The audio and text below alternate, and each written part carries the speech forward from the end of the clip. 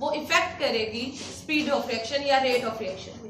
ठीक है, किसी एक स्पीशी की कंसंट्रेशन या 1 टाइम्स, 1 गुना कंसंट्रेशन अगर आप बढ़ाएंगे तो स्पीड ऑफ रिएक्शन भी उतना ही बढ़ेगा।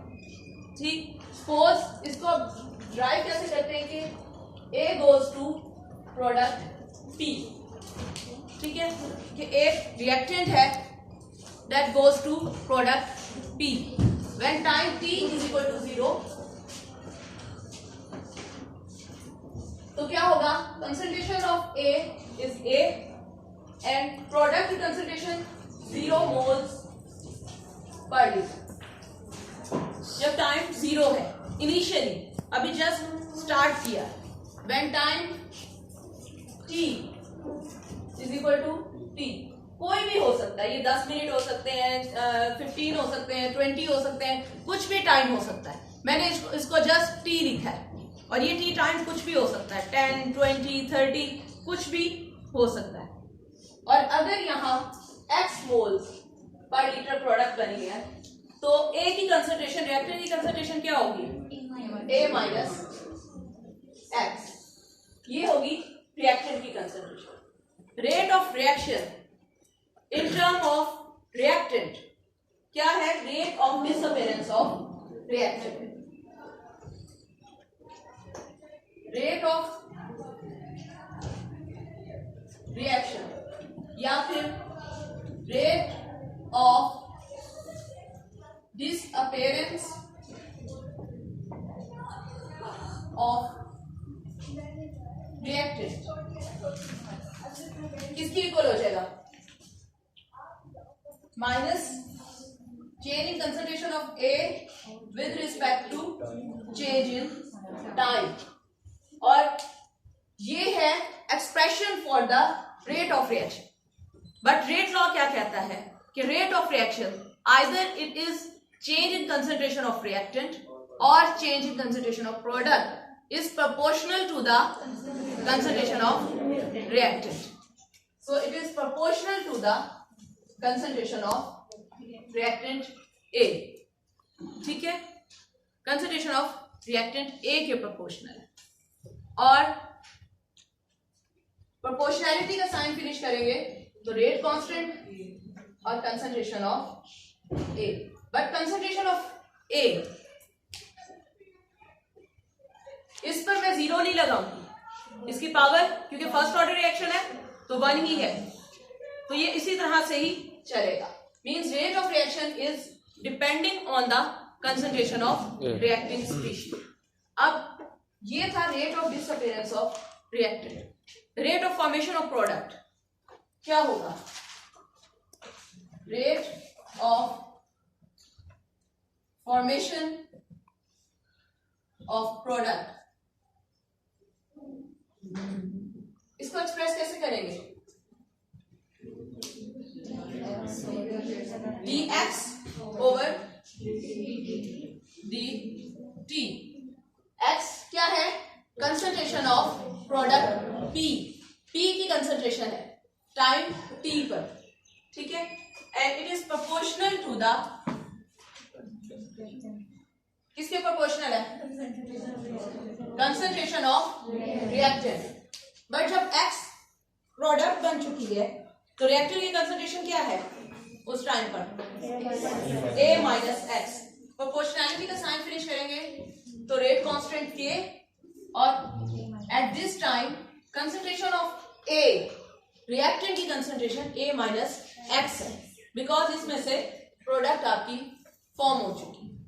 ठीक है, तो dx over dt is equal to k into A minus X।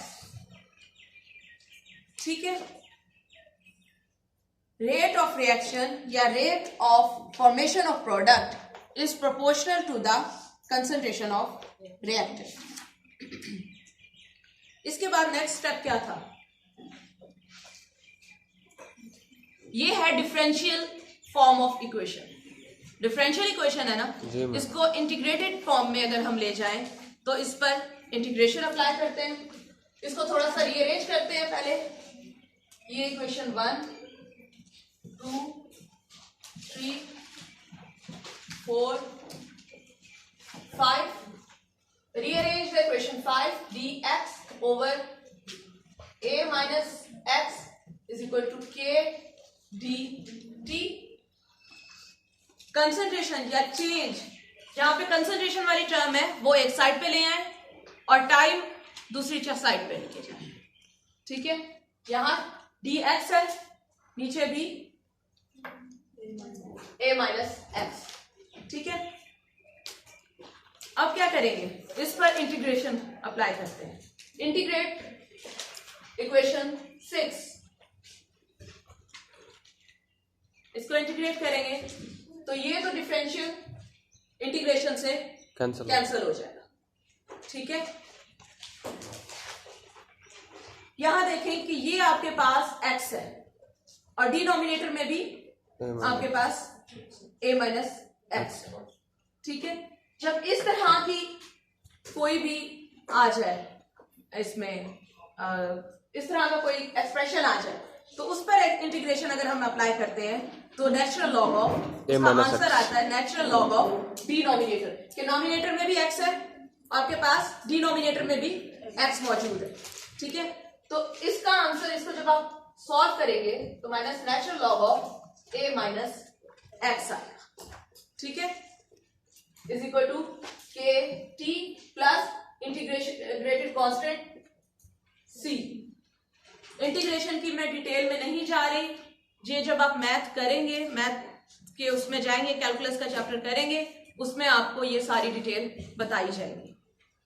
ठीक है, उसमें आपको बता देंगे कि इंटीग्रेटेड होके ये natural log of a minus x क्या है. ये एक्चुअली फॉर्मूला है, ये फॉर्मूला है. ठीक है, तो इसका आंसर आएगा minus natural log of a minus x के टी और इंटीग्रेशन का कांस्टेंट c. नेक्स्ट स्टेप क्या था, कांस्टेंट की value find out, initial condition c की आपने वैल्यू फाइंड आउट करनी. अब c है इंटीग्रेटेड कांस्टेंट और इंटीग्रेशन क्या है इनिशियली, कि इनिशियली वैल्यू क्या थी. डिफरेंशिएशन मीन चेंज क्या है, इंटीग्रेशन हम लोग इनिशियल की तरफ जा रहे हैं. तो इसके लिए हम यूज करेंगे आइडिया ऑफ इनिशियल स्टेट. वो क्या है, when time t is equal to 0, x is equal to 0. कल मुझसे कौन पूछ रहा था कि क्या x हमेशा ही 0 होगा, क्योंकि टाइम t 0 है तो x 0 ही रहेगा. देख रहे हैं आप, हाँ जी, ये देखा कि आइडिया ऑफ इनिशियल स्टेट है ही यही कि जब टाइम नहीं स्टार्ट हुआ, टाइम 0 है, इनिशियल ही है, सिर्फ रिएक्टेंट ही है, प्रोडक्ट अभी बना ही नहीं है, तो x भी 0 ही होगा.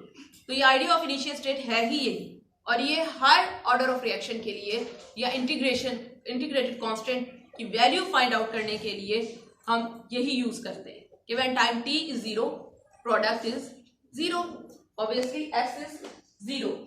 तो put the value of time t and x in equation 7. अगर आप इक्वेशन 7 में a minus 0 is equal to k 0 plus c minus natural log of a is equal to c. अब समझ आ गई. कल आप लोग कह रहे थे कि फिर तो c की वैल्यू 0 ही आती जाएगी, तो c की वैल्यू 0 नहीं आएगी. ये डिपेंड करेगी ऑर्डर ऑफ रिएक्शन पर. अब यहां पर c की value natural log of a है. ठीक है, फर्स्ट ऑर्डर के केस में c की value natural log of a है, 0 नहीं है. 0 ऑर्डर के लिए 0 थी, इसके लिए minus natural log of a है.